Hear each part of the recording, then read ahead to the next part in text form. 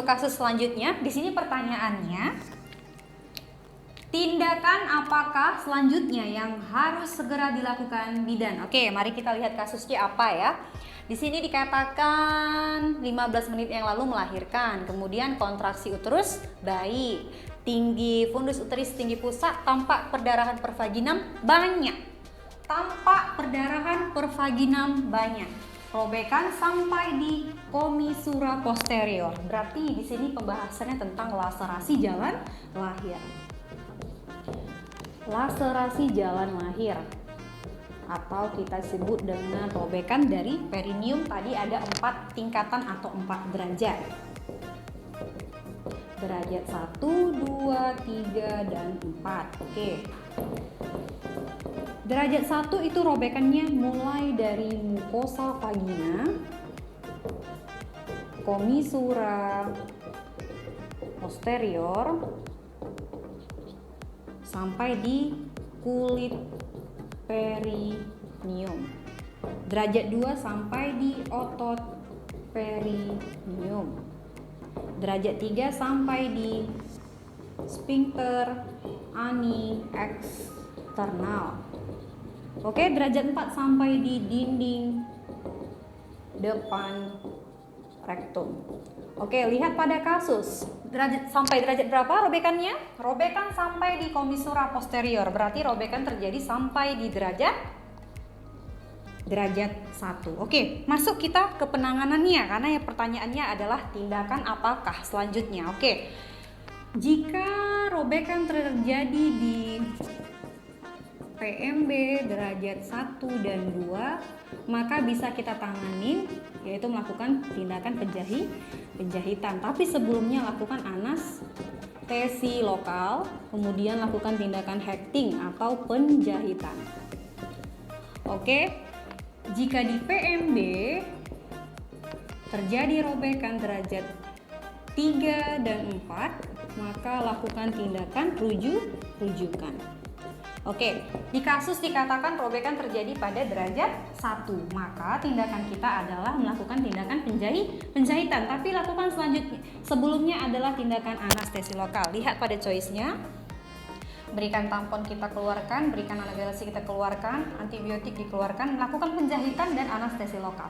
Tetapi yang lebih duluan kita lakukan adalah tindakan memberikan anestesi lokal. Maka jawabannya E, berikan anestesi lokal.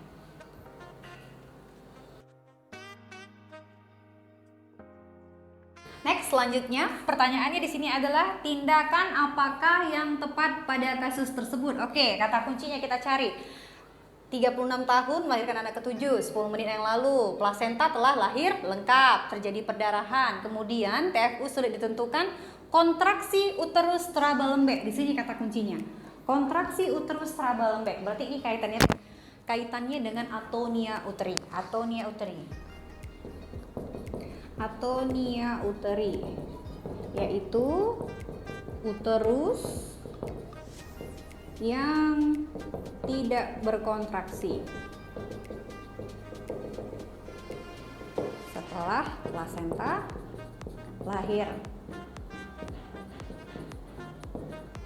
Biasanya dibarengi dengan perdarahan kurang lebih 500 cc. Oke, penanganannya yang ditanya adalah tindakan, maka kita harus lari pada pembahasan penanganan dari atonia uteri. Penanganannya. Oke, yang paling pertama dilakukan adalah tindakan masase. Kemudian pastikan bahwa kandung kemihnya kosong.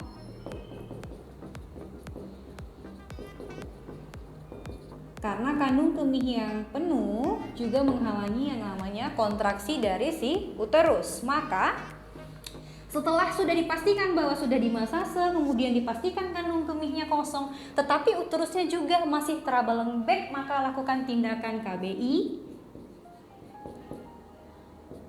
Ini yang melakukan ibu bidannya. Jika berhasil maka evaluasi kontraksi, kemudian jika tidak berhasil maka lakukan tindakan KBE. Ini dibantu dengan keluarga.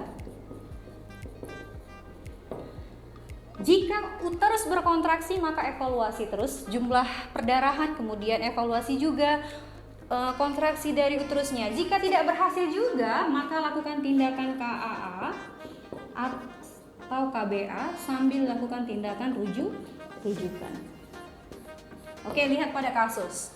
Tindakan apakah yang tepat pada kasus tersebut? Ini di PMB ya, kasusnya di PMB. Maka memberikan injeksi uterotonika tidak masuk ya. Melakukan tindakan rujukan ke rumah sakit. Bisa jadi melakukan tindakan kompresi aorta abdominal itu adalah tindakan terakhir. No. Kemudian melakukan kompresi bimanual internal itu tindakan yang paling pertama. Maka jawabannya D. Melakukan kompresi bimanual internal. Oke.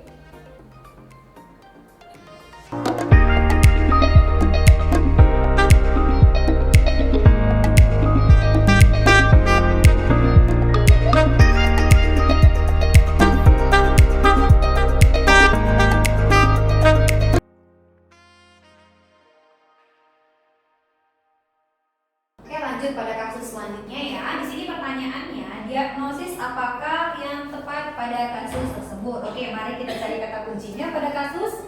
Di sini dikatakan umur 31 tahun diantar ke dukun pukul 3 yang lalu ke PMB dengan keluhan kelelahan, kemudian pembukaan 7 cm, ketuban sudah kering, berada di bidang hot 3, kapur positif, DJJ sudah 175 kali, tidak teratur. Oke, maka ini kasusnya adalah ketubannya yang sudah kering, berarti ketubannya sudah pecah dari sebelum ada pembukaan, maka ketubannya sudah kering. Kemudian diagnosis yang tepat pada kasus tersebut, mari kita bedah langsung pada pilihan choice-nya. Di sini ada fetal distress atau kita sebut dengan gawat janin.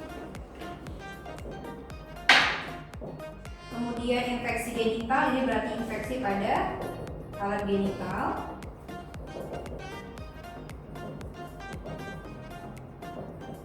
Kemudian sepsis intrapartum berarti infeksi yang terjadi pada masa intrapartum. Kemudian infeksi intrauterin yang terjadi di dalam uterus, infeksi ekstra uterin yang terjadi di luar uterus.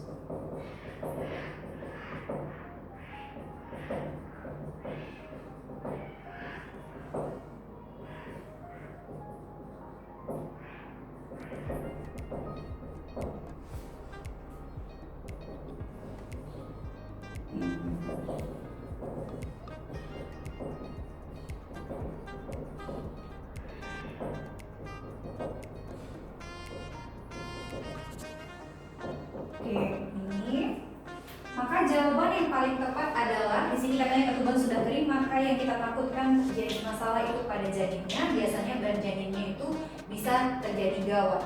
Dan ditambah dengan data bahwa DJJ-nya sudah 175 kali per menit, normalnya 120 sampai 160 kali per menit. Berarti sudah terjadi yang namanya gawat janin. Maka jawaban yang tepat adalah A, fetal distress atau gawat janin.